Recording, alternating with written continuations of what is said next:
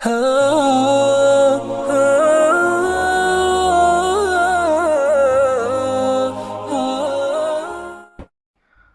علیکم۔ آج کے ویڈیو میں ہم کلاس 8 فزیکل سائنس کی ایک اہم topic metals and non metals کے بارے میں بات کریں گے۔ چلیے شروع کرتے ہیں۔ اب تک دریافت شدہ عناصر کی تعداد 118 ہے۔ ان تمام عناصر کو ان کی طبعی خاصیت یعنی فزیکل پراپرٹی کی بنیاد پر 3 بڑی جماعتوں میں تقسیم کیا گیا ہے۔ پہلی جماعت ہے دھاتیں یعنی میٹلز۔ دھاتیں جیسے لوہا، سونا، چاندی، المونیم اور کاپر وغیرہ۔ دوسری جماعت ہے ادھاتیں یعنی نان میٹلز۔ ادھاتیں جیسے کاربن، آیوڈین، سلفر، فاسفورس وغیرہ۔ اور تیسری جماعت ہے نیم دھاتیں یعنی سیمی میٹلز یا میٹالائٹس۔ نیم دھاتیں جیسے بوران، سلیکان، جرمینیم، آرسینک وغیرہ۔ آج ہم ان 3 جماعتوں کو تفصیل سے سمجھیں گے اور دیکھیں گے کہ ان میں کیا فرق پایا جاتا ہے۔ تو اس ویڈیو کو پورا دیکھیے اور اگر پسند آئے تو لائک اور سبسکرائب ضرور کریں۔ آگے ہم دیکھیں گے کہ دھاتوں کے کیا طبعی خصوصیات ہوتے ہیں اور یہ خصوصیات انہیں دھاتوں سے کیسے مختلف بناتے ہیں۔ دھاتیں کمرے کی تپش پر ٹھوس حالت میں پائی جاتی ہے سوائے پارے کے۔ زیادہ تر دھاتیں سخت ہوتی ہیں، انہیں توڑنا یا کاٹنا مشکل ہوتا ہے۔ مثال کے طور پر لوہا بہت سخت ہوتا ہے۔ کچھ دھاتیں نرم بھی ہوتی ہیں جیسے سونا اور چاندی، انہیں آسانی سے موڑ کر شکل دی جا سکتی ہے۔ ان کے علاوہ سوڈیم اور پوٹاشیم ایسی دھاتیں ہیں جنہیں آسانی سے چاقو سے بھی کاٹا جا سکتا ہے۔ دھاتوں کی دوسری خصوصیت ہے ان کی چمک یعنی میٹلک لسٹر۔ دھاتیں جب صاف یا پالش کی ہوئی ہوں تب وہ چمکنے لگتی ہے۔ دھاتوں کی ایک خاصیت کو دھاتی چمک یا میٹلک لسٹر کہا جاتا ہے۔ دھاتوں کی تیسری اہم خاصیت ہے متورق یا میلیبلٹی کی خاصیت۔ دھاتوں کو پیٹ کر یا کوٹ کر انہیں پتلی چادروں میں ڈھالنا، یہ خاصیت متورق یا میلیبلٹی کی خاصیت کہلاتی ہے۔ سونا، چاندی اور المونیم اس کی بہترین مثالیں ہیں۔ مٹھائیوں کو سجانے کے لیے چاندی کے ورق کا استعمال کرتے ہیں، اسی طرح سے کھانے کو پیک کرنے کے لیے المونیم کے ورق کا استعمال کیا جاتا ہے۔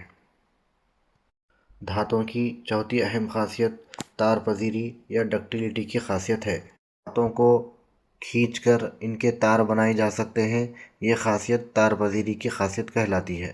مثال کے طور پر تانبا، المونیم، لوہا، ان دھاتوں کو کھینچ کر ان کے تار بنائے جا سکتے ہیں۔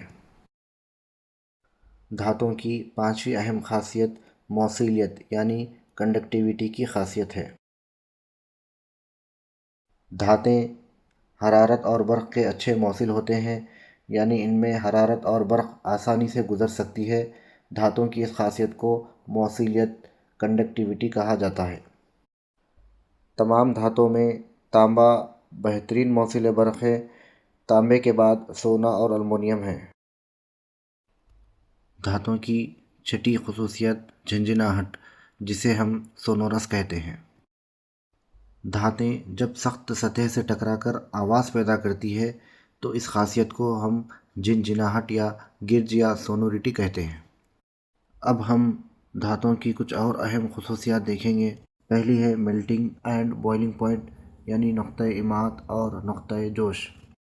زیادہ تر دھاتوں کے نقطۂ جوش اور نقطۂ اماط بہت بلند ہوتے ہیں، لیکن پارا ایک ایسی دھات ہے جو کم درجہ حرارت پر بھی پگھل جاتا ہے۔ دوسری خاصیت ہے ڈینسٹی یعنی کثافت۔ دھاتیں عام طور پر وزنی ہوتی ہیں۔ دھاتیں جیسے سونا، چاندی، لوہا، یہ سب بہت وزنی دھاتیں ہیں۔ تیسری ہے ٹینسائل اسٹرینتھ یعنی تناؤ کی طاقت۔ دھاتیں مضبوط ہوتی ہیں اور انہیں توڑنا مشکل ہوتا ہے، یہ بہت زیادہ دباؤ اور تناؤ سہہ سکتی ہے، اس لیے ان سے پل اور عمارتیں بنائی جاتی ہیں۔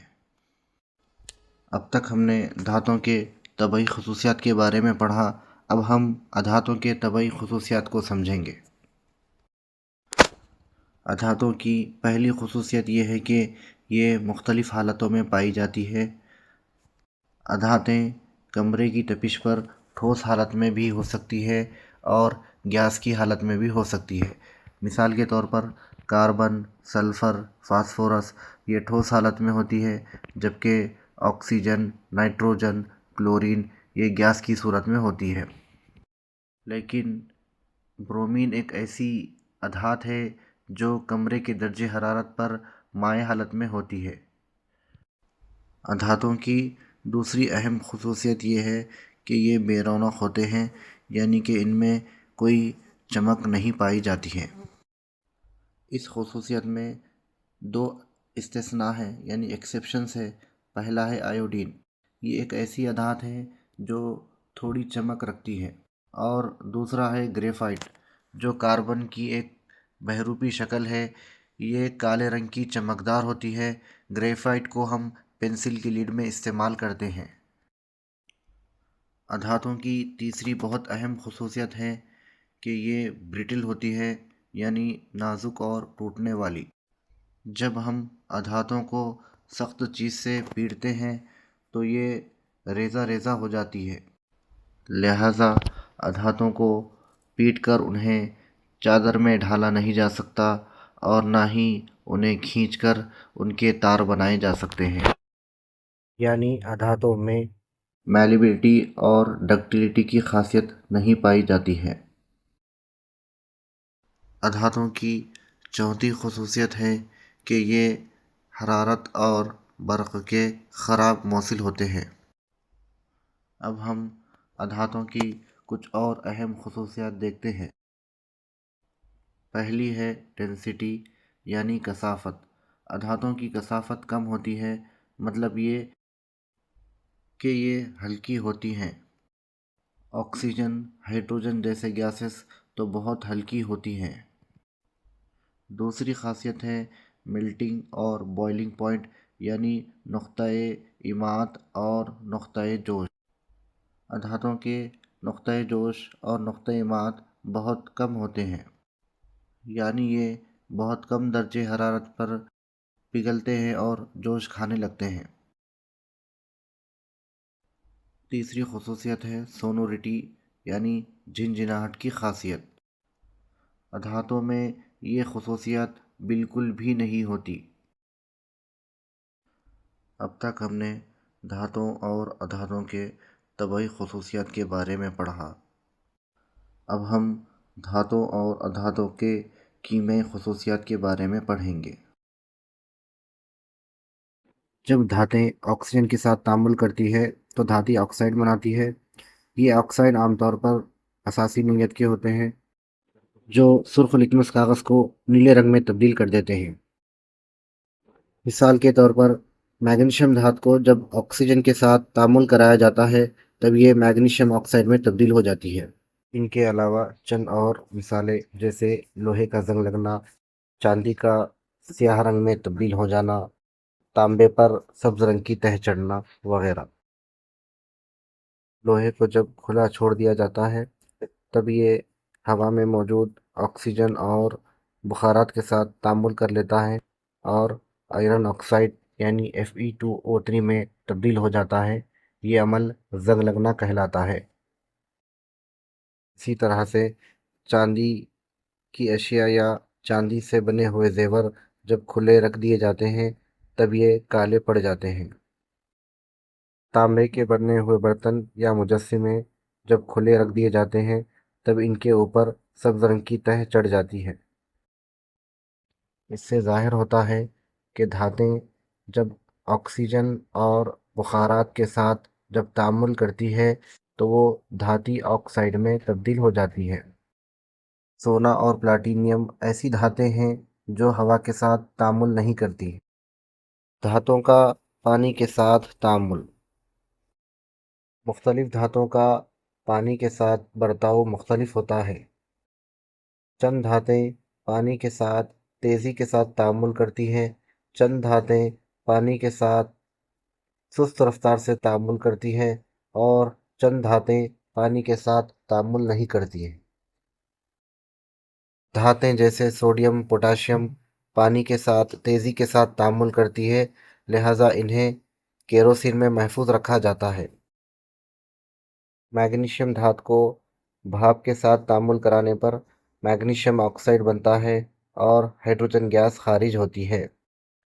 چند دھاتیں ایسی بھی ہوتی ہیں جو پانی کے ساتھ بہت سست رفتار کے ساتھ تعامل کرتی ہے، جیسے لوہا۔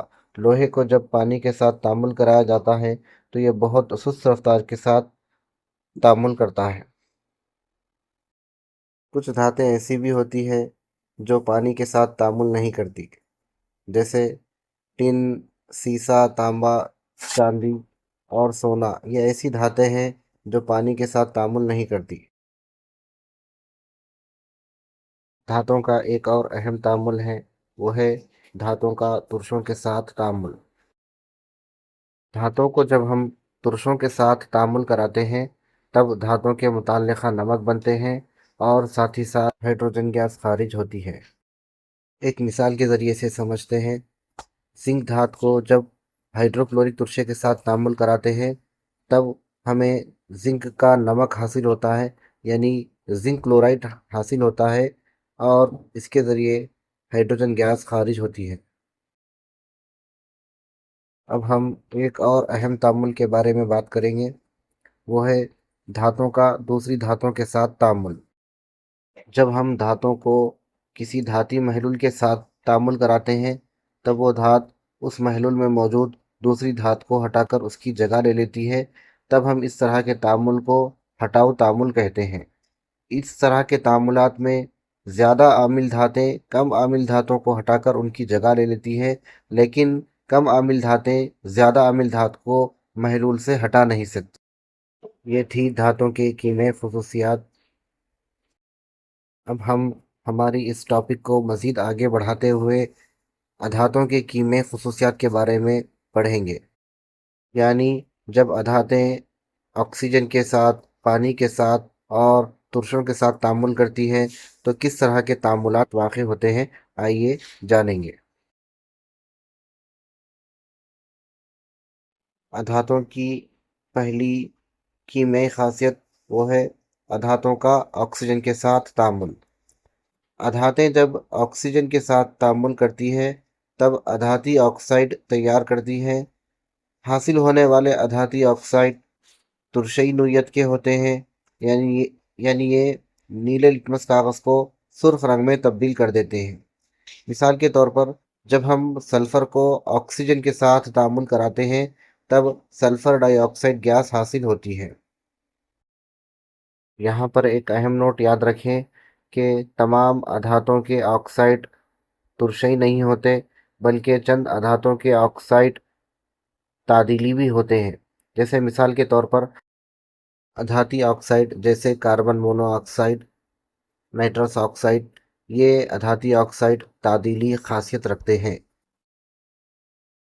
دھاتوں کا پانی کے ساتھ تعامل۔